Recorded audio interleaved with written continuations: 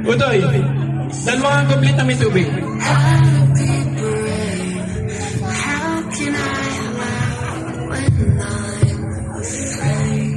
Ayan, nariyan po ang kanilang pagkakat ng cake para po ipakita sa kanila ang kanilang tamis ng kanilang pagmamahalan.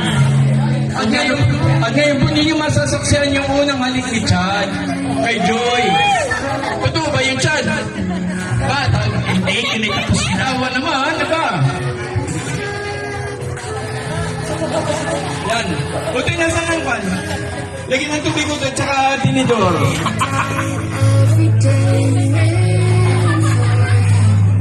Yan, dyan makikita kung gaano kalaki ang pag-ibig at pagmamahal mo, Chad, kay Joy. Okay, wala pa yung, Yan. wala pa yung tubig. Ay, nasan yung tinidor? Bakit siya tayo makikita? Wait lang. Yun. Yan, kuha yung tinidor. Una mo susubuan si Joy. Kung gaano, ay maliit. Ang pagmamahal mo kay Joy, ang liit naman yan. Oh, lakihan mo. Yan. Okay lang kahit maliit ko yung TV, basta matamis. Yan. Nasaan yung dalawang may tubig? Yan. Temperador yung nakalagay. At talagang mahal na mahal nga ni Chad si Joy. Ang laki na suko eh. Lalo, gumanti ka, lalo mo lakihan naman. Ano? Okay. And next, si Joy naman na magsusubo kay Chad. Ay baka ituto mo na yan, yung pagmamahal mo kay Chad. Oh. Wow. Ayan mo na. Subo mo na pati tinidor. Wow! Oh! Yan, utos mo na hatos. Yan, magkakuros ang kamay. O, lapit-lapit siyan. Yan, o, lapit-lapit. Hindi ka palayo. Malapit, lapit Joy. Yan. Ayun.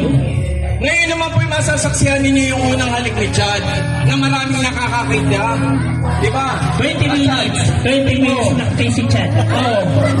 Yan, ngayon siguro mo ipakita kung gaano mo kamahal si Joy. 20 minutes. Oh, yan. 1, 2, 3, go! Ayan. Wala po bang palakpakan? Magali! Kutyadong dali ko!